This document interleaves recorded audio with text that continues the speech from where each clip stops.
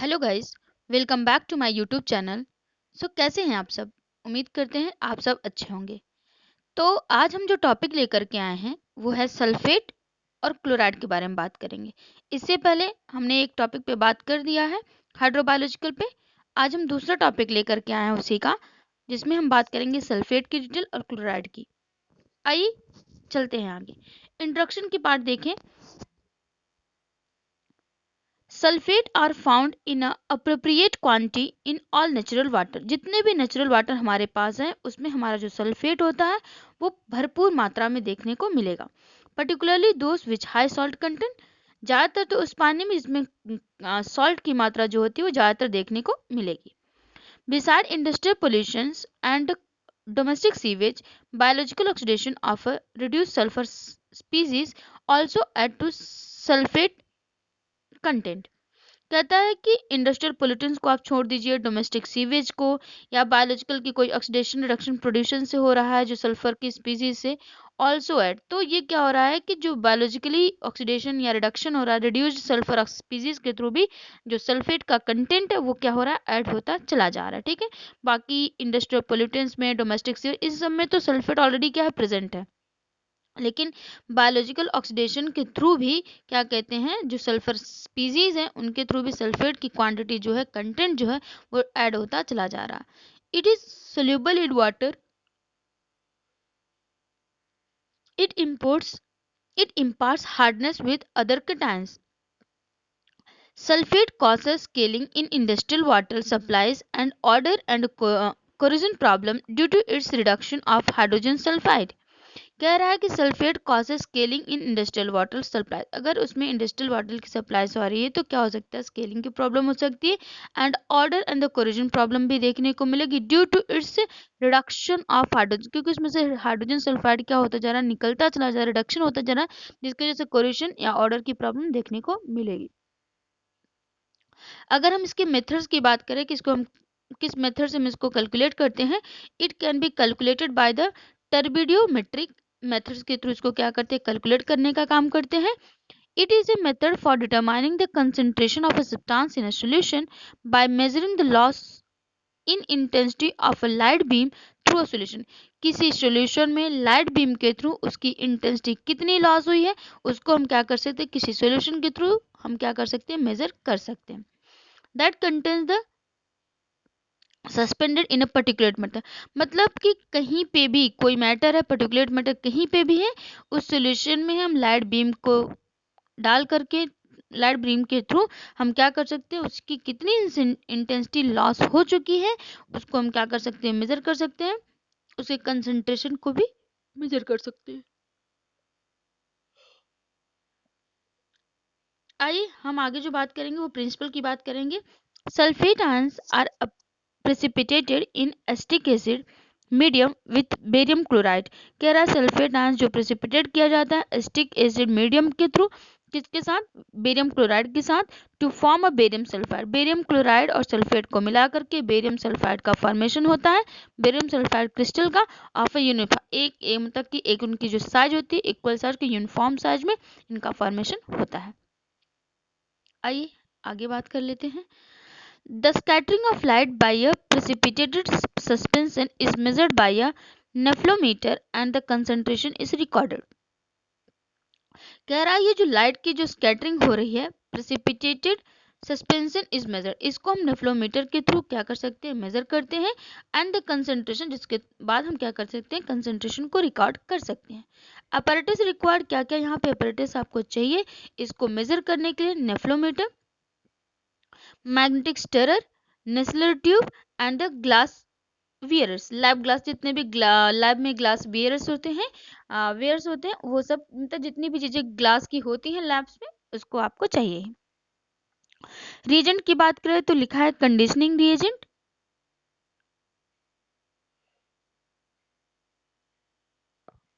कौन कौन सा है, glycerol, concentrated hydrochloride acid, ethyl alcohol, isopropyl alcohol. Barium chloride की भी जरूरत है। स्टैंडर्ड सल्फेट सॉल्यूशन भी इन्वॉल्व होता है रिएजेंट के फॉर्म में। आइए देख लेते हैं क्या क्या स्टेप्स हम करते हैं तो हमें इसका मेजरमेंट देखने को मिलेगा। Filter the sample through filter paper and take 50 ml of filter in an Erlenmeyer flask, मतलब कि एक फ्लास्क है जिसमें आप क्या कर सकते हैं, पहले उसको फिल्टर पेपर से सैंपल को फिल्टर कर लीजिएगा, उसके बाद 50 ml क्या कर सकते हैं उस फ्लास्क में आपको लेना है। दूसरा, add 20 ml buffer solution and mix in steering apparatus। उसके बाद क्या करना, 20 ml बफर सोल्यूशन लेना, उसके बाद स्टीयर में उसको क्या करना, मिक्स करना। ठीक है।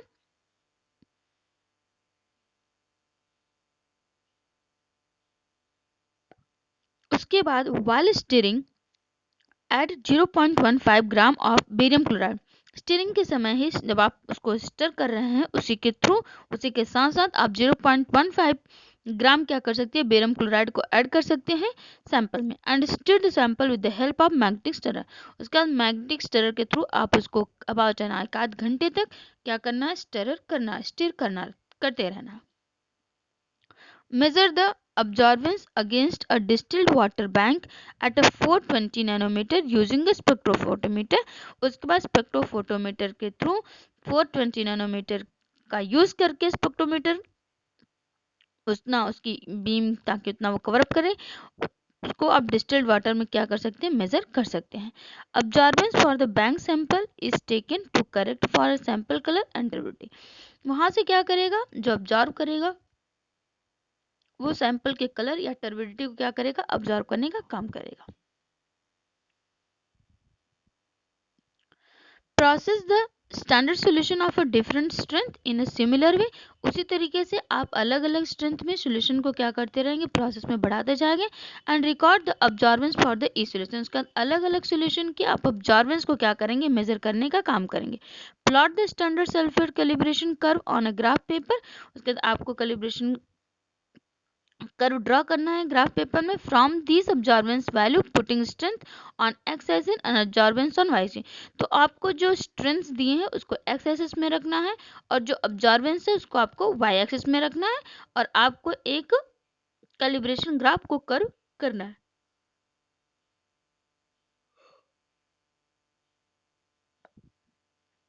Fit a best fit inner model to the data. उसके बाद क्या करना है, उसमें जो भी आपके पास डेटा आपने निकाले हैं, कितना ऑब्जॉर्वेंस में हो रहा है, कितना स्ट्रेंथ उसकी है, कितने स्ट्रेंथ में कितना ऑब्जॉर्वेंस हो रहा है, तो उसके बेसिस पे आपको उस कर्व के थ्रू, उस ग्राफ के थ्रू आपको पुट आउट करना है।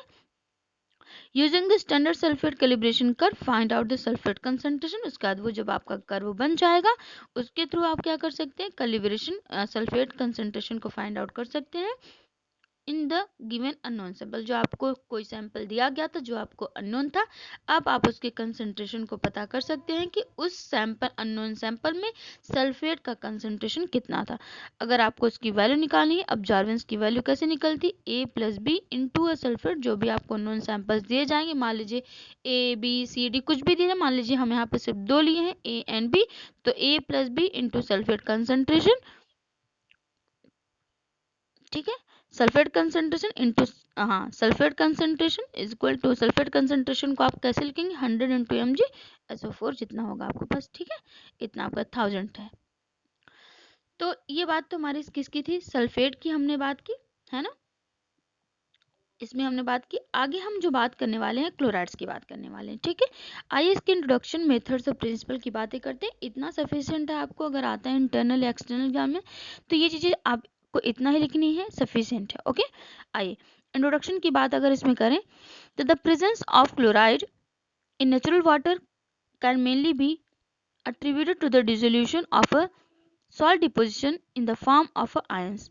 कहता है कि किसी भी नेचुरल वाटर में क्लोराइड जो होता है ज़्यादातर क्या होता है, डिजोल्व फॉर्म में प्रेजेंट होता है। डिजोल्व किस फॉर्म में, सॉल्ट की फॉर्म में। अब ये सॉल्ट आयंस के फॉर्म में क्या होता है, प्रेजेंस होते हैं। ठीक है, हाई कंसेंट्रेशन में indicate pollution bye sewage.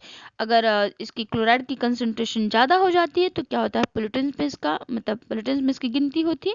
Sewage के थ्रू हो सकता है, इंडस्ट्रियल वेस्ट के थ्रू, या इंट्रूशन ऑफ सी वाटर, या तो सी वाटर का पानी ज़्यादा एंड अदर सलाइन, या दूसरे सलाइन वाटर की बात करें तो। ठीक है, it is the major form of inorganic ions in a water for the aquatic life.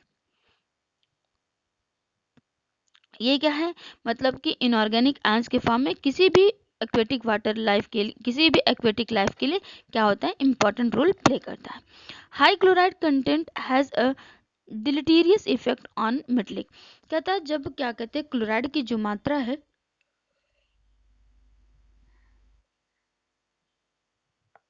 अगर वो ज़्यादा हो जाए तो क्या करता है किसी भी मेटल पर क्या करता है डिलीटेरियस, मतलब कि वो मेटल को धीरे धीरे क्या करता है डिलीट मतलब खत्म करने का काम करता है। Pipes and structures as well as agricultural plant के साथ भी ये होता है कि अगर क्लोराइड की मात्रा ज़्यादा हो जाती है तो प्लांट डिस्ट्रॉय होने लगते हैं। ओके, आइए मेथड्स की बात करें। They are calculated by the argento argentometric, ठीक है, अर्जेंटोमेट्रिक के थ्रू मेथड के थ्रू हम इसको कैलकुलेट करने का काम करेंगे। अब अर्जेंटोमेट्रिक है क्या, argento argentometric is a type of titration involving the silver ion.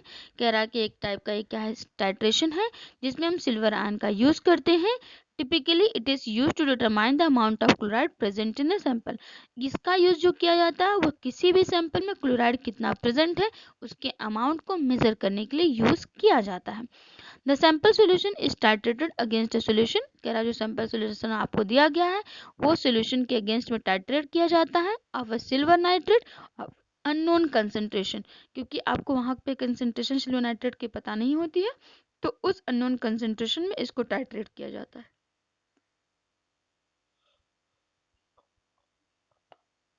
आइए हम बात कर लेते हैं प्रिंसिपल की। इन अल्कलाइन और a natural solution potassium chromate indicates the end point of the silver nitrate titration of chlorides. कहता है कि किसी भी अल्कलाइन या नेचुरल सॉल्यूशन में जो पोटेशियम क्रोमेट जो कह रहा है कि पोटेशियम क्रोमेट इंडिकेट, जो पोटेशियम क्रोमेट उसमें हमें देखने को मिलता है वो बताता है इंडिकेट करता है क्या, the end point of the silver nitrate titration, कि सिल्वर नाइट्रेट टाइट्रेशन का एंड पॉइंट मतलब किसी क्लोराइड के जो एंड पॉइंट्स हैं सिल्वर नाइट्रेट टाइट्रेशन में, एंड पॉइंट जो सिल्वर नाइट्रेट टाइट्रेशन के हैं क्लोराइड के, वो क्या करता है अगर पोटेशियम क्रोमेट दिख जाता है तो वो उसको इंडिकेशन देता है कि यहाँ पे जो है वो क्या है सिल्वर नाइट्रेट टाइट्रेशन का एंडिंग देखने को मिल रहा है आपको, ठीक है, क्लोराइड्स का। सिल्वर क्लोराइड इज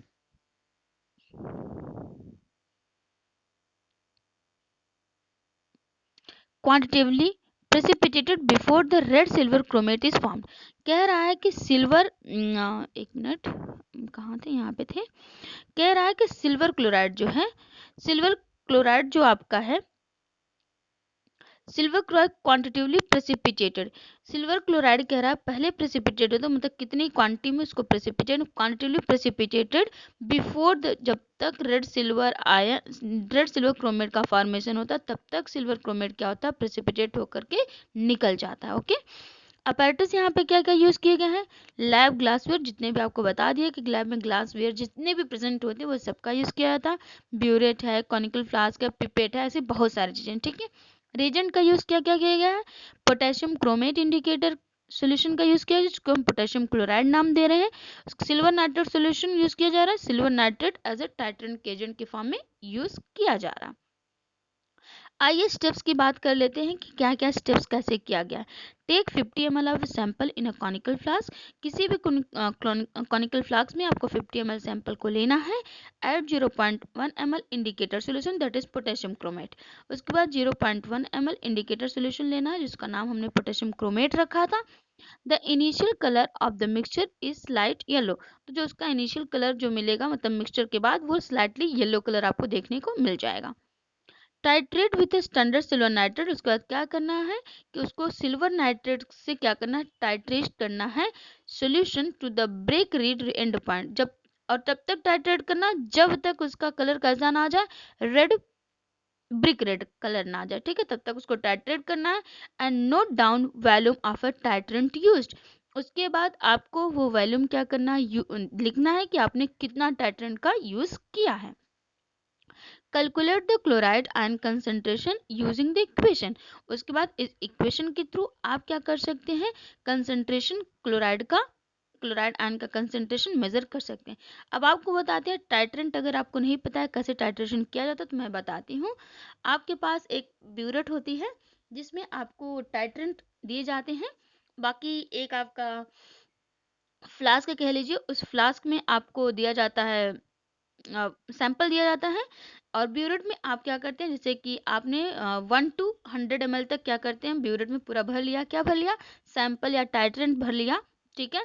ब्यूरेट में आपने 20 ml या 50 ml आपने क्या लिया, सैंपल जो आपको मिला, आपको पता नहीं कि सैंपल, मान लीजिए आपको नेचुरल वाटर मिल रहा है या पॉन्ड वाटर मिलता है, ऐसी चीज़ें मिलती हैं। तो अगर ये मिलेगी तो उसमें आपको देखा जाएगा कलर चेंज, जैसे कि इसमें बताया गया कि आपको उसको टाइट्रेशन तब तक करना जब तक उसमें ब्रिक रेड कलर ना आ जाए, ठीक है। पहले देखिए आप सैंपल वाटर जो आप लेते हैं वो कैसा रहेगा, नेचुरल वाटर का नो कलर, ठीक है।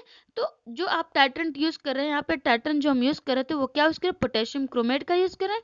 तो उस पोटेशियम आपको उसमें निजल लगी रहती है, मतलब कि खोलने के लिए नल की तरह एक होता है, तो उससे आप क्या कर सकते हैं, आराम से खोल सकते हैं। तो वो ड्रॉप बाय ड्रॉप क्या होता है, वहां गिरता रहता है उसमें, फ्लास्क में आपके, ठीक है, जिसमें आपने सैंपल को रेड रखा है। और तब तक आपको स्टिर करना रहता है, मतलब थोड़ा थोड़ा हिलाना रहता है कि उसमें कलर जो आपको ब्रेक रेड। तो आपको तब तक क्या करना है, उसको मतलब ड्रॉप बाय ड्रॉप क्या करना है, टाइट्रेंट को यूज करना है जब तक कि उसका कलर क्या ना हो जाए, ब्रेक रेड कलर ना हो जाए। जैसे ही आपने देखा कि इसका कलर क्या हो गया, पानी का जो हमने सैंपल लिया था, नेचुरल वाटर जो हमने पानी लिया था, उसका कलर ब्रिक हो गया, उतने पे आपको उसको क्या करना है, निजल को बंद करना है। और तब आपको देखना है कि जो हमने 1 to 100 ml लिया था, 100 ml से कितना नीचे है उसको काउंट करना है। कि मान लीजिए कि 100 ml से आ गया है 95 पे, तो आप कितना काउंट कर लेंगे, कितना कंसेंट्रेशन, 5। ऐसे ही आपको करके 3 बार, मैक्सिमम 3, मतलब कि अगर आपको कोई चीज़ का कंसेंट्रेशन निकालना है तो आप उसके 3 बार क्या करते हैं, रीडिंग्स लेते हैं, फिर आपका उसका एवरेज निकाल करके जो यहाँ फार्मूला आपको बताया गया वो आपका फार्मूला यूज करके MI through used 0.2 into 500 ml of the sample, जितना आपने सैंपल कर लिया, जिसमें 5 मिनट बोला है, 50 ml 100 ml जितना आपको बोल रहे हैं उतना आप ले सकते हैं, ओके। तो यहाँ पे हमने पूरी बातें जो किसकी की, सल्फेट की बात की और किसकी, क्लोराइड की बात की। Thank you guys, bye bye, take care. लेकिन अभी अभी तक आपने चैनल को सब्सक्राइब नहीं किया, सो प्लीज़ चैनल को सब्सक्राइब कर लें, बेल आइकन को भी दबा लें, क्योंकि ये जो सारी वीडियोस आ रही हैं आपके लिए बहुत ज़्यादा क्या इंपॉर्टेंट है, चाहे वह CSIR के लिए हो, नेट के लिए हो, चाहे वह इंटरनल या एक्सटर्नल एग्जामिनेशन के लिए हो। Okay, bye bye, take care.